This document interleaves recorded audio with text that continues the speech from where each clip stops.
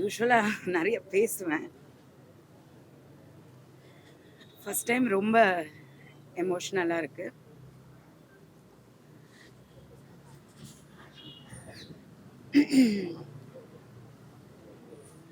நான் எதுக்குமே தயங்க மாட்டேன். பிரச்சனைகளுக்கோ விமர்சனங்களுக்கோ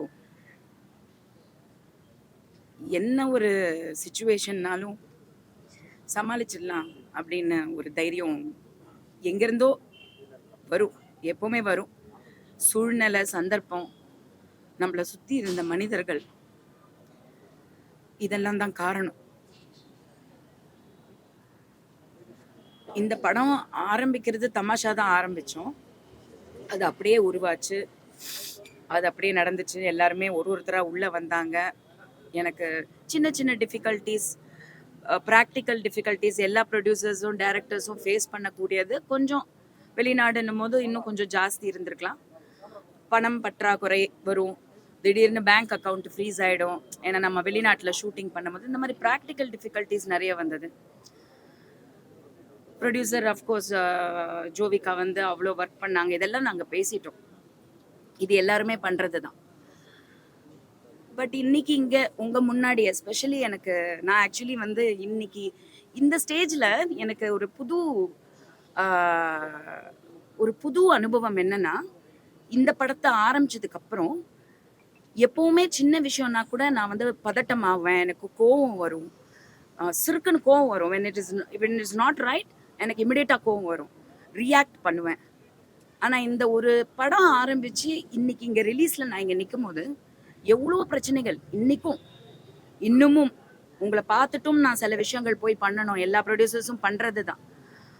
பணம் இருக்கிறவங்களுக்கு கொஞ்சம் ஈஸி, சப்போர்ட் பலம் இருக்கிறவங்களுக்கு கொஞ்சம் ஈஸி. ஆனால் வந்து நாங்களே எங்களுக்கு சப்போர்ட், நடிகர்கள் வந்து எனக்கு ரொம்ப சப்போர்ட் பண்ணாங்க. எல்லாருமே என்னோட குடும்பம் தான். இங்கே வந்திருக்கிற ஒவ்வொருத்தரும், வராத ஒருத்தரும், வரலைன்னா கூட எனக்கு ஃபோன் பண்ணி எப்படி இருக்கு, என்ன ஏது, அவ்வளோ ஒரு அன்பு. எல்லாருமே இந்த படத்தில் நடித்தவங்க என் மேலே, ஜோவிகா மேலே, ஜோவிகாக்காக அப்படின்னு. அதே மாதிரி வந்து பார்த்தீங்கன்னா ரிலீஸ்க்கு கொண்டு வர என்னோட 2 தம்பிங்க பாலா, சதீஷ் அவ்வளோ சப்போர்ட் பண்ணியிருக்காங்க. ஒரு pillar of strength, more than anything. அக்கா தம்பி உடையான் படை கஞ்சான்னு சொல்லுவாங்க. ஸோ அந்த விதத்தில் இந்த ப்ரொடக்ஷனில் கூட எனக்கு டெக்னீஷியன்ஸ், என்னோட எடிட்டர், என்னோட கேமராமேன்ஸ் எல்லாருமே, நான் ஒருத்தரை விட முடியாது. டெக்னிக்கல் கலசாஸ் ஸ்டுடியோஸ், நரேஷ், அந்த மாதிரி எல்லாருமே ஒரு பிரதர்ஸ் மாதிரி, ஒரு ஃபேமிலியை விட ஜாஸ்தி. பணம் கொடுத்தா தான் வேலை வாங்க முடியும். ஆனால் அதை தாண்டி எவ்வளோ பொறுமையாக எவ்வளோ விஷயங்கள் எனக்காக சப்போர்ட் பண்ணாங்கன்றது எனக்கு மட்டும்தான் தெரியும், என்னை சுற்றி இருந்தவங்களுக்கு தெரியும். நிக்கில்லாம் வந்து எப்படின்னா காட்ஸ் கிஃப்ட் எனக்கு. உங்களுக்கெல்லாம் நிக்கில் முருகன் வந்து ஒரு பிஆர்ஓவாக தெரியும். பட் எனக்கு நிக்கில் வந்து எப்படின்னா, சின்ன பிள்ளையில நான் வந்து ஃபஸ்ட்டு இண்டஸ்ட்ரியில் வந்தப்போ எங்கள் வீட்டில் வந்து ஒரு மேனேஜராக சேர்ந்து எனக்கு வந்து இந்த ஃபோட்டோ ஊருக்கெல்லாம் வந்து இந்த நம்ம அப்போல்லாம் வந்து மூட்டையாக வரும் லெட்டர். நிக்கிலுக்கு தான் தெரியும் எனக்கு எவ்வளோ லவ் லெட்டர் வரும்னு. அவ்வளோ மூட்டையாக வரும். ஃபோட்டோ எல்லாம் சைன் பண்ணி அனுப்புறது எல்லாமே நிக்கில். அப்போத்துலேருந்து எனக்கு நிக்கில் ஃப்ரெண்டு, நண்பன். இன்னைக்கு வரைக்குமே எந்த ஒரு விஷயம் யாருமே வந்து எதுவுமே டிமாண்ட் பண்ணாமல், கமெண்ட் பண்ணாமல், இந்த படம் நல்லா வரணும்னு நீங்கள் மீடியா அந்த ஒரு ஃபோட்டோ ரிலீஸ் பண்ணது, நான் வந்து ஒரு தமாஷா ரிலீஸ் பண்ண ரியாக்ஷன் என்ன வரும்னு பார்த்தேன். ஆனால் நீங்கள் கொடுத்த சப்போர்ட் தான் மிகப்பெரிய சப்போர்ட் இந்த படத்துக்கு. நான் வந்து பல கோடி ரூபாய் செலவு பண்ணி எனக்கு பப்ளிசிட்டி கிடைக்கிறத தாண்டி இந்த படத்துக்கு மிஸ்ஸஸ் அண்ட் மிஸ்டருங்கிற படம் ராபர்ட்டும் வனிதாவும் சேர்ந்து நடிக்கிறாங்க அப்படிங்கிற விஷயத்த உலகத்துக்கே வந்து கொண்டு போய் சேர்த்த இந்த மீடியா, உங்கள் எல்லாருக்குமே வந்து நான் தலை வணங்குறேன். ரொம்ப ரொம்ப நன்றி.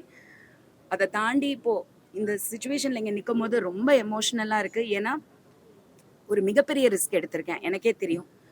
பணம் ஓகேங்க, பணங்கிறது வந்து இன்னைக்கு வரும், நாளைக்கு போகும். நாங்களும் எல்லாருமே பார்த்துட்டோம். ரொம்ப ரிஸ்க் எடுத்து தான் பண்ணுறோம். பண்ணிடலாம், சமாளிச்சிடலாம். இங்கே ஒரு பொண்ணு இருக்கா, அவள் வந்து கடனை வாங்கி திருப்பி கொடுக்கும்போது கூட என் படம் சம்பாரிச்சிரும், அதை வச்சு நான் கட்டிடுறேன்னு அந்த புள்ள சொல்லவே இல்லை. ஏன்னா சினிமாவை பற்றி நமக்கு தெரியும். மக்கள்கிட்ட போய் சேர்ந்து மக்களுக்கு அதை பிடிச்சு மக்கள் தேட்டருக்கு வந்து இதெல்லாம் இருக்குது. அதை தாண்டி நாங்கள் மக்களுக்காக இந்த விஷயம் பண்ணணும், கொண்டு போய் சேர்க்கணும், ஒரு விஷயம் நாங்கள் ட்ரை பண்ணுறோம் பாருங்களேன்றது உங்களோட சப்போர்ட்டில் நாங்கள் கொண்டு போய் சேர்க்க ட்ரை பண்ணிட்டு இருக்கோம். இப்போவும் ட்ரை பண்ணிட்டு இருக்கோம். அது வந்து நான் நடிக்க போகிறேன், நான் வேலை செய்ய போகிறேன், நான் கொடுத்துட்றேன் அந்த காசை. நான் அந்த பொண்ணு அவ்வளோ ரிஸ்க் எடுத்திருக்கா. அதே மாதிரி Mahendra ji one of the biggest pillar of support இந்த படத்தில் நீங்கள் பார்த்துருப்பீங்க. அவரும் ஒரு முக்கியமான ஒரு ரோல், ஒரு 1 டே தான் நடிச்சிருப்பாரு, ஆனால் அவ்வளோ போர்ஷன் நான் எடுத்திருக்கேன் அதில். எல்லாருமே, அனுமோகன் சார், வாசுகி, எல்லாருமே. ஸோ இது என்ன நான் சொல்ல வரேன்னா, எந்தெந்தோ நாட்டிலேருந்து ஏதேதோ பாஷையிலேருந்து வந்து தமிழ்நாட்டில் வந்து படம் நடிக்கிறாங்க, எடுக்கிறாங்க. டப்பிங் படங்களும் இங்கே ரிலீஸ் ஆகுது. உங்களுக்கு பிடிச்சதுன்னா வந்து ஒரு பாட்டு, அது ராஜா சார் எப்போவோ போட்ட பாட்டு ஒரு படத்தில் வந்தது. அந்த பாட்டு திடீர்னு பார்த்தா அப்படி பிச்சுக்கிட்டு ஓடுது. எந்த படம் ஓடும், எந்த படம் ஓடாதுங்கிறது உங்களாலையும் சொல்ல முடிய மாட்டேங்குது, எங்களால் சத்தியமாக சொல்ல முடிய மாட்டேங்குது. மக்களுக்கு அந்த டைமில் என்ன கனெக்ட் ஆகுது அப்படிங்கிறது தான். இது ஒரு மிக பணிவான ஒரு முயற்சி, கூட்டு முயற்சி.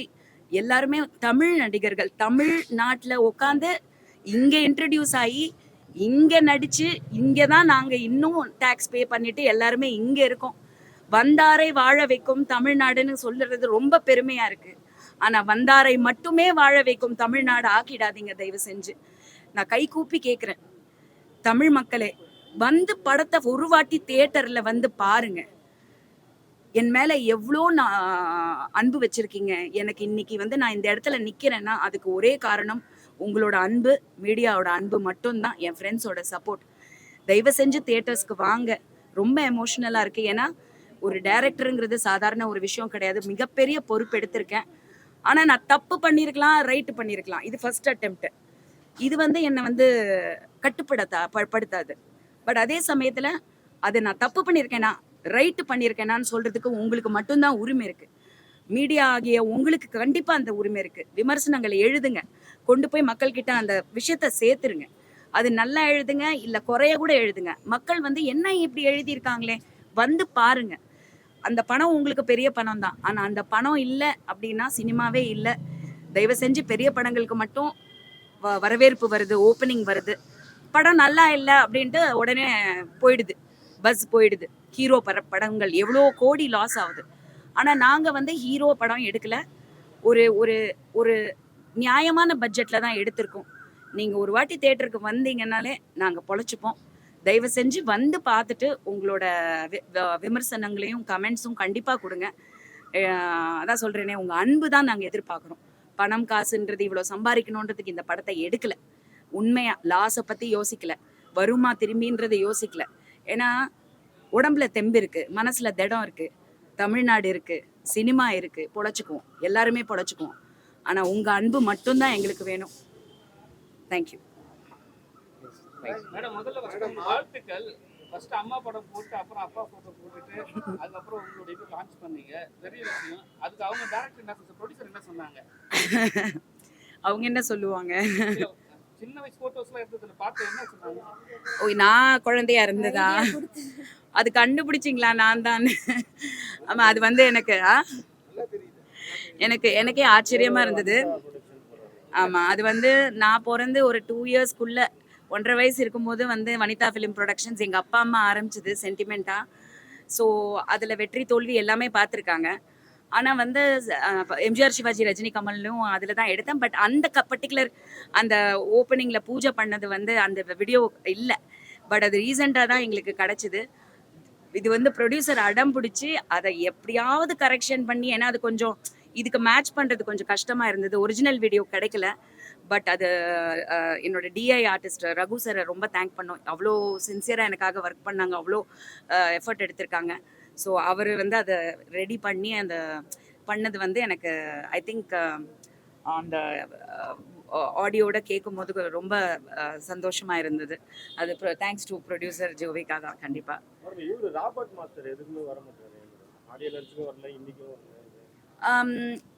ஆனஸ்ட்டாக சொல்லணுன்னா எல்லாருமே பிஸியாக இருக்காங்கம்மா. இன்னைக்கு கூட பாருங்கள், யார் யார் ஃப்ரீயாக இருக்காங்களோ வராங்க. அவர் இப்போ கூட அவரோட ஃப்ரெண்ட் ஒருத்தர் எனக்கு ஃபோன் பண்ணி இந்த மாதிரி வந்து நான் ஒரு 4-5 நாளாக அடிச்சுக்கிட்டு இருக்கேன்.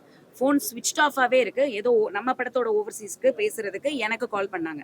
உங்கள் நம்பரை இப்போ தான் கஷ்டப்பட்டு வாங்கினேன், பிகாஸ் நான் ராபர்ட்டுக்கு அடித்தா 4-5 நாள் ஆஃபாக இருக்குன்னு. Something is, I think work is also going, something personal also. But அதை தாண்டி வந்து ராபர்ட்டோட சப்போர்ட் இல்லைன்னா கண்டிப்பாக இந்த படம் வந்து நீங்கள் பார்த்துருப்பீங்க. கிளைமேக்ஸ்லாம் வந்து ராபர்ட் வந்து ரொம்ப ரொம்ப ஐ திங்க் ரொம்ப உள்ளேருந்து நடித்தது வந்து நான் உணர்ந்தேன். அந்த ஃபீல் உங்களுக்கும் இருந்துச்சான்னு தெரியல, but I really like his performance. பெண் தயாரிப்பாளர் எடுத்த படம், பெண் இயக்குனர் எடுத்த படம், மஞ்சுளா மேடம் ஃபேமிலியிலேருந்து வராங்க. கொஞ்சம் அடல்ட்டுக்கு டோஸ் அதிகமாக இருக்கு. ஏன் பெண்களும் அடல்ட்ஸ் தானே. அதான் நான் சொன்னேன், ஒரு பெண் டைரக்டர்னா உடனே வந்து நான் வந்து ஒரு காந்தி மாதிரி, இந்திரா காந்தி மாதிரி ஒரு படம் எடுக்கணும், ஒரு ஒரு இன்ஸ்பைரிங் லேடி அப்படி தான் எடுக்கணும்னு இல்லை. நான் கமர்ஷியல் படம் தான் எடுத்திருக்கேன். எனக்கு வந்து மக்கள் பார்க்கணுங்க, என்ஜாய் பண்ணுங்க, என்டர்டெயின் பண்ணணும். நான் எடுத்த கதை வந்து பார்த்தீங்கன்னா, அந்த தளம் வந்து 40 வயசில் ஒரு கப்பல், புருஷன் பொண்டாட்டி கதைனாலே கொஞ்சம் லைட்டாக வந்து கொஞ்சம் கில்கிலிப்பு இல்லைன்னா அதில் எனக்கு அது ஏன்னா நான்லாம் வந்து பாக்யராஜ் சார் படங்கள்லாம் அந்த காலத்திலே நான் எவ்வளோ ரசிச்சிருக்கேன். முந்தானே முடிச்சு, தாவணி கனவுகள், இந்த மாதிரி நிறைய படங்கள், சில சீன்ஸ் எல்லாம் ரொம்ப ஃபன்னியாக இருக்கும். ஸோ அதே நம்ம இப்போ ரீமேக் பண்ணாலும் அது ஒர்க் அவுட் ஆகாது. இன்னைக்கு இருக்கிற ஜென்சி கிட்ஸுக்கு வேற லெவல் போயிட்டாங்க அவங்க. ஸோ நம்ம கொஞ்சமாவது அதோட கம்பீட் பண்ணோன்றதுக்கு ஒரு முயற்சி எடுத்திருக்கேன். ஹோப்ஃபுல்லி அது வரவேற்பு இருக்கும்னு நம்புறேன். அவ்வளோதான். தமிழ் சினிமாவிலேயே இது மாதிரி ஒரு சீன் வந்து பண்ணதே கிடையாது, யாருமே பண்ணது கிடையாது. அது பெரிய முயற்சி. அது வந்து பார்த்தீங்கன்னா அது சில பேர் புரியல, சில பேருக்கு மட்டும் தான் புரியும். அந்த டப்பா மேட்டை ஏன் மெயினாக போட்டீங்க? வெரி இம்பார்ட்டன்ட் இல்லைங்க. இன்னைக்கு ஒன்றும் இல்லைங்க, ஐவிஎஃப்ங்கிறது வந்து உலகம் பூரா வந்து பார்த்தீங்கன்னா ஒரு மிகப்பெரிய மெடிக்கல் இதில் வந்து ஒரு பிரேக் த்ரூ கொண்டு வந்திருக்கு. Fertility clinics, hospitals.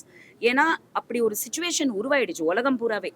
பெண்களுக்கு வந்து அந்த அந்த அந்த ஐ திங்க் ஹார்மோன்ஸ் வந்து ஃபுட் ஹேபிட்ஸ், லைஃப் ஸ்டைலு ஏதோ ஒரு ப்ராப்ளம் ஆகுது இல்லையா. ஸோ அதனால் வந்து எல்லாருமே ஐவிஎஃப் தான் மேக்ஸிமம் போகிறாங்க. ஸோ ஐவிஎஃப்ங்கிறதே என்ன? ஸோ அது எல்லாருக்குமே நல்லாவே தெரியும். அது வந்து அந்த ஸ்பெர்ம் வந்து நம்ம கலெக்ஷன் பண்ணி அதை ஃபியூஸ் பண்ணி தான் நம்ம டெஸ்ட் டியூப் பேபின்னு, முந்தியெல்லாம் டெஸ்ட் டியூப் பேபின்னு சொல்லுவோம். ஸோ ப்ராக்டிக்கலி மெடிக்கலி வந்து இப்படி தான் பண்ணணும். ஆனால் அது எல்லா படத்துலையும் கொண்டு போய் ஊசி போடுறதையும் ஸ்கேனை பார்க்க இதை தான் காட்டுறாங்க. நம்ம புதுசாக ஒரு முயற்சி எடுக்கணும்னா ஏதாவது வித்தியாசமாக தான் பண்ணி ஆகணும். அது வந்து ஐ திங்க் சில பேருக்கு மட்டும்தான் அந்த கட்ஸ் இருக்கும். நான் use like what the help பண்ணலாமே. அப்போ ஆர்த்திக்கு இல்ல ஆர்த்தி இல்ல ஆக்சுவலா ஆர்த்தியோட வாய்ஸ் வந்து அப்போ ரொம்ப ப்ராப்ளமா இருந்தது. ஒரு கரெக்டா அந்த டைம் வந்து பேசியிருக்கணும், ஆனா பேச முடியல. அதனால வேற ஒருத்தவங்க பேசுறாங்க. ஆ சாங் வச்சிருக்கீங்க, பாதி சாங் போட்டாலே கேஸ் போடுவாருன்னு சொல்றாங்க. இப்போ நீங்க ஃபுல் சாங் வச்சிருக்கீங்க, என்ன பேசுறீங்களா? இல்லையே, நான் மீடியாலே ரிலீஸ் பண்ணேன். நேராக போய் பார்த்து இளையராஜா ராஜா பாட்டை வந்து ஆசீர்வாதம்லாம் வாங்கி பேசி சொல்லிட்டு தான் வந்தோம். லைசன்ஸ் வந்து காசு கொடுத்து சோனி தான் ரிலீஸே பண்ணியிருக்காங்க. நீங்கள் பார்த்தீங்கன்னா அவங்க தான் ரிலீஸ் பண்ணியிருக்காங்க. ஸோ அவர் ஆக்சுவலி கேஸ் போடணும்னு நினச்சா சோனி மேலே தான் எடுக்கணுமே தவிர எனக்கும் அதுக்கும் சம்மந்தம் இல்லை. யார் கரெக்டாக வந்து அந்த பேப்பர் ஒர்க் பண்ணி கொடுத்தாங்களோ நான் பண்ணிட்டேன். அவங்க யார் படம் தெரிஞ்சுக்கணும், அதனால அமைதியாயிட்டு வரும். அதெல்லாம் எனக்கு தெரியல. இனிமேலும் போடலாம், யாருக்கு தெரியும். சந்திப்போம், எதுவாக இருந்தாலும் சந்திப்போம். இன்னொன்று படத்துல இன்னொரு கட்சி இருக்குது. ஆக்சுவலா அவங்களுடைய போட்டோ, பழைய போட்டோவை நிறைய இடத்துல வச்சிருக்காங்க. அவங்க ஓகே எல்லாருக்குமே ஞாபகம் இருக்கும். ஏன்னா C we are all adults at the end of the day. சின்ன பிள்ளைங்களை வந்து ஏய் நீ பார்க்காத, ஏய் நீ போ அப்படின்னு சொல்றது ஓகே. பட் அந்த சின்ன பிள்ளையிலையும் எனக்குமே ஞாபகம் இருக்கு. ஷகிலாக்கா, நான் வந்து I think some 6th standard 7th standard அந்த டைம்ல வந்து இந்த ஒரு பர்டிகுலர் சேனல், பேர் சொல்லக்கூடாதுல்ல, பர்டிகுலர் சேனல்ல வந்து ஏதோ ஒரு அந்த ஷோவா வரப்போகுதுன்னு சொல்லி நான் கேள்விப்பட்டேன். நான் பார்த்ததே கிடையாது அவங்க படம், எனக்கு என்னன்னே தெரியாது. ஆனால் அது ஏதோ சம்திங் ஒரு கியூரியாசிட்டி இருக்கும். இப்போல்லாம் தான் சோஷியல் மீடியாவில் எல்லாமே தெரியுது. அந்த காலத்தில் எங்களுக்கு யாருக்குமே எதுவுமே தெரியாது. ஸோ நான் எங்கள் வீட்டிலலாம் ரொம்ப ப்ரொடெக்டடாக இருப்பாங்க. ஆனால் அது ஏதோ நைட்டு 12 மணிக்கு போடுறாங்கன்னு தூக்கத்துலேருந்து ஏஞ்சி போய் சவுண்ட் இல்லாமல் டிவி ஆன் பண்ணி இது என்னதான் போடுறாங்க அப்படின்றதெல்லாம் கூட நாங்களும் பார்த்துருக்குறோம். ஸோ அதெல்லாம் அந்த ஒரு சின்ன மெமரிஸ் தான் ஞாபகப்படுத்துறது இல்லையா. ஆமாம் இல்லை, இப்படிலாம் நடந்துச்சுன்னு இல்லை. ஸோ அந்த ஒரு மெமரியை செரிஷ் பண்ணுறது I think that is what I wanted to do. எப்பவுமே வனிதா வந்து ரொம்ப பிரிஸ்கா இருப்பாங்க, ஏன் இவர் கொஞ்சம் நல்லா இருக்க மாதிரி முடியல. எப்பவுமே பிரிஸ்கா இருப்பாங்க. இல்லை, அது ஒரு ப்ரொடியூசராக வந்து படத்தை ரிலீஸ் பண்ணுறதே கஷ்டம். டைரக்டர் ஃபஸ்ட் டைம் பண்ணும்போது அதுக்கான நர்வஸ்னஸ் எல்லாமே இருக்கும். அதை தாண்டி வந்து பார்த்தீங்கன்னா ஒரு ரெஸ்பான்சிபிலிட்டின்னு ஒன்று இருக்கு இல்லையா. இவ்வளோ பேருக்கு நான் பதில் சொல்லணும் அப்படின்ற ஒரு விஷயம் வந்து ஒரு பாரம், பெரிய பாரம். நாளைக்கு காலையில் அது என்ன ரிசல்ட்டோ அதுக்கப்புறம் தான் எனக்கு நான் நார்மலுக்கு வர முடியும். அது வரைக்கும் அந்த டென்ஷன், அந்த எமோஷன் வந்து எனக்கு அழுகையும் வருது, அழுகையும் வரமாட்டேங்குது. ஏன்னா நான் இந்த நேரத்தில் அழுதுட்டேன்னா அது கரெக்ட் கிடையாது. நான் தான் அந்த கேப்டன் ஆஃப் த ஷிப் அப்படின்னா அது போய் முட்டுதோ இல்லை வந்து அந்த டைட்டானிக் வந்து காப்பாத்துறோமோ அந்த செகண்ட் வரைக்கும் நான் போராடி தான் ஆகணும். ஸோ நான் பிரேக் டவுன் ஆகணும்னா கூட அது விடாமல் நான் ட்ரை பண்ணுறேன், அவ்வளோதான். நீங்க கூட அந்த படத்தோட மிஞ்சிடுச்சுன்னு நினைக்கிறேன். எது நைட்டு 12 மணிக்கு சவுண்ட் உங்க படத்தையும் அப்படிதான் பார்ப்பாங்களோ? இன்னைக்கு எல்லா இடத்துலையும் எல்லாமே அவைலபிளாக இருக்குது. ஸோ அதனால கண்டிப்பாக சொல்ல முடியாது. பொண்ணு பார்த்தாங்களா ஃபர்ஸ்ட் இந்த படத்தை? யா எவ்ரிபடி என்ன சொன்னாங்க? ஐ மீன் ஒர்க் பண்ணாங்கல்ல, கூடவே தானே இருக்காங்க. இன்னைக்கு அதான் சொல்கிறேனே, நாசூக்கா சொல்கிறேன். அந்த காலத்தில் வந்து எங்கள் அம்மா அப்பா வந்து அமெரிக்காவில் இருந்தோம் நாங்கள். அப்போ இங்கிலீஷ் படத்துக்கெலாம் கூப்பிட்டு போவாங்க. அங்கெல்லாம் எந்த ரெஸ்ட்ரிக்ஷன்லாம் எதுவுமே கிடையாது. எல்லா சீன்லேயும் கிசிங் சீன் இருக்கும். அப்போ வந்து க்ளோஸ் யூர் ஐஸ் அப்படின்ட்டு எங்கள் அம்மா வந்து இப்படி முந்தானே எடுத்து கொடுப்பாங்க. ஒன்று நான் பிரீத்தால இப்படி மூடிக்கும். நமக்கு ஏதோ நடக்குதுன்னு தெரியும். ஆனாலும் அந்த பேரண்ட்ஸ்க்கு என்னென்னா அவங்க பார்க்கக்கூடாது. நமக்கு வந்து இஸ் இட் ஓவர் அதை முடிஞ்சிடுச்சான்னு அப்புறம் அங்கேருந்து இன்னொரு ஃப்ரெண்டு, அமெரிக்கன் ஃப்ரெண்டு எங்கள் அம்மா கிட்ட முடிஞ்சிடுச்சான்னு கேட்கும் போதே தெரியல, அவளுக்கு ஏதோ நடக்குதுன்னு தெரியுது, நீ என்னத்துக்கு மூடுற, அந்த கான்செப்ட் அந்த காலத்தில். இன்னைக்கு வந்து பார்த்தீங்கன்னா ஒரு மாடர்ன் மைண்ட் இருக்கிறது. சிலதெல்லாம் வந்து நம்மளும் இக்னோர் பண்ணிடணும். பிள்ளைங்களுக்கு சில விஷயம் தெரிஞ்ச மாதிரி நம்மக்கிட்ட காமிச்சிக்க மாட்டாங்க. அதே மாதிரி நம்ம போய் நோண்டி உனக்கு தெரியுமான்னு கேட்குறதும் தப்பான ஒரு விஷயம். அவங்களுக்கும் தெரியும் சில விஷயங்கள். ஒரு அடல்ட்ஸ்னால் என்ன பண்ணுவாங்க, அவங்க லைஃப் ஸ்டைல் என்னன்ட்டு அவங்களும் வந்து கேட்க மாட்டாங்க. So it's an understanding. ஏன்னா அவங்க வளர போகிறவங்க, நம்ம வளர்ந்தவங்க, வித்தியாசம் அவ்வளோதான்.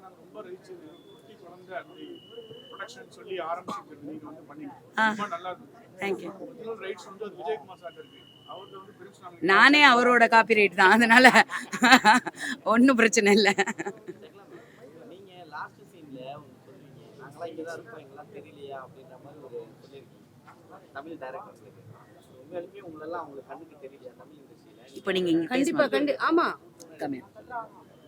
இல்லை உங்களை கூப்பிடுறதுக்கு யோசிக்கிறாங்களா? எதுக்கு யோசிப்பீங்க? ஏன்னா சமீபத்தில் நூறு படத்தில் வரும்போதே இந்த ஷக்கிலாவை தான் காட்டுவாங்க. நான் என்ன பண்றது, நீங்க அந்த ஷக்கிலாவை தான் அதே மாதிரி தான் கொண்டு வராங்க. உங்களை பார்க்கும் போது உங்களை கூப்பிடும் போது இந்த கேரக்டர் இவங்க தான் அப்படின்றாங்களா? ஆமா, அப்படிதான் நினைக்கிறாங்க. இல்ல அப்படிதான் நினைக்கிறாங்க. அது கண்டிப்பா நான் இந்த படம் பேசும்போதே நான் இந்த ரோல் பண்ணணும் அப்படின்னு ஆசைப்பட்டது. எனக்கு கொஞ்சமாவது நடிக்கிறதுக்கு ஒரு வாய்ப்பு இந்த படத்துல இருக்கும் தான். நான் இதில் தான் கொஞ்சம் நடிச்சிருக்கேன்.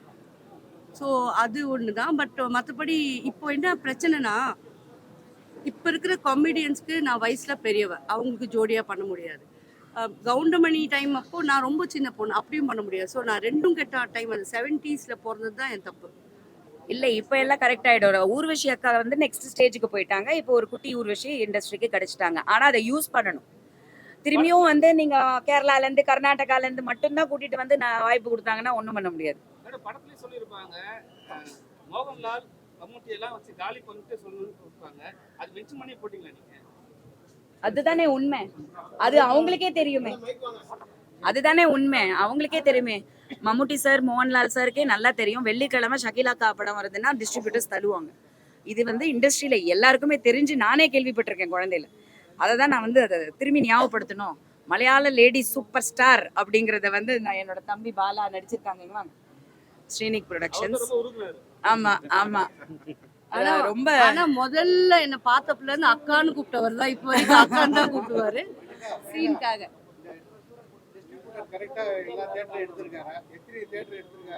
இன்னும் ஃபைனல் லிஸ்ட் இன்னும் வரல. பட் ஒரு இந்த சைஸ் ஆஃப் ஃபிலிம்க்கு ஒரு ரீசனபிள் நம்பர் ஆஃப் தியேட்டர்ஸ் வரும் இல்லையா. நாங்கள் சும்மா எடுக்கிறோன்றதுக்கு காசை செலவு பண்ணி 500 ஸ்க்ரீன் போடுறோம். அது பெரிய படங்களுக்கும் நிறைய அப்படி தான் பண்ணுறாங்க. அதெல்லாம் தேவையில்லை. இந்த படத்துக்கு ஒரு 100லேருந்து 150 ஸ்க்ரீன் மெயின் சென்டர்ஸில் போடுறோம். கரெக்டான ஷோ டைமிங்ஸ் போடுறோம், மேட்னி, நைட் ஷோ. இன்னும் வசதியாக இருக்கும். ஏன்னா ஒரு நம்ம கண்டென்ட்டும் ஒரு அடல்ட் கண்டென்ட்னும் போது இந்த யங்ஸ்டர்ஸும் போகணும், எல்லாமே இருக்குது. ஸோ கண்டிப்பாக எல்லா மல்டிப்ளெக்ஸஸ்லேயும் வருது. PVR total Karnataka and Tamil Nadu we have taken and direct distribution தான் நம்ம பண்ணுறோம் லோக்கல் டிஸ்ட்ரிபியூட்டர்ஸோட. ஸோ படம் கண்டிப்பாக தேட்டருக்கு வந்துடும் அண்ட் ப்ராப்பராக வந்துடும். அதை நீங்கள் தான் போய் அதை பார்த்து நீங்கள் அதான் சொல்கிறேனே, நீங்கள் நினச்சா நாங்கள் வந்து ஜெயிக்க முடியும்.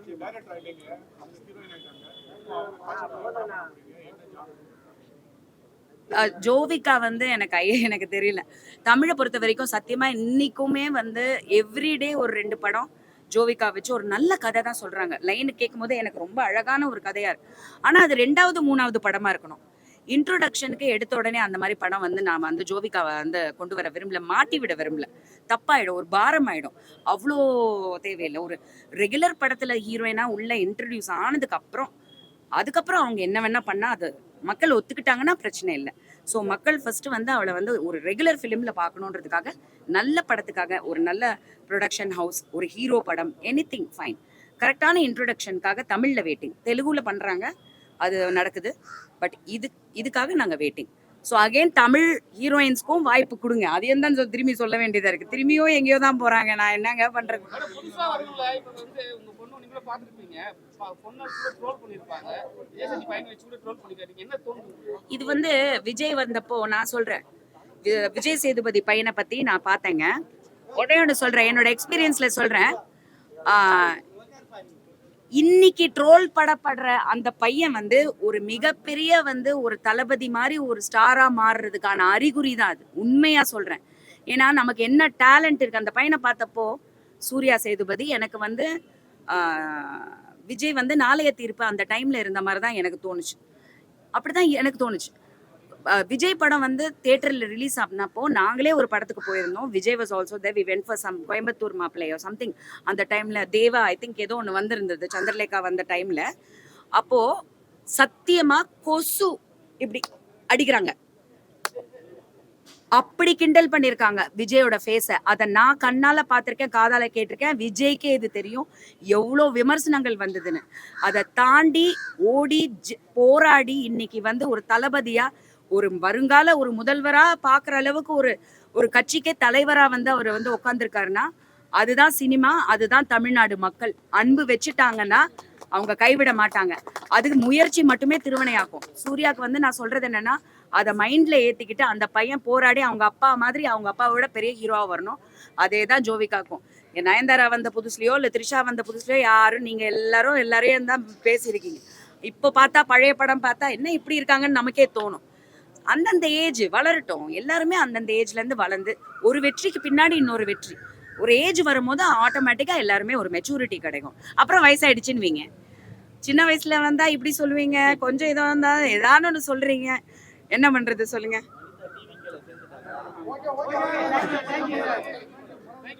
தேங்க்யூ, ரொம்ப நன்றி.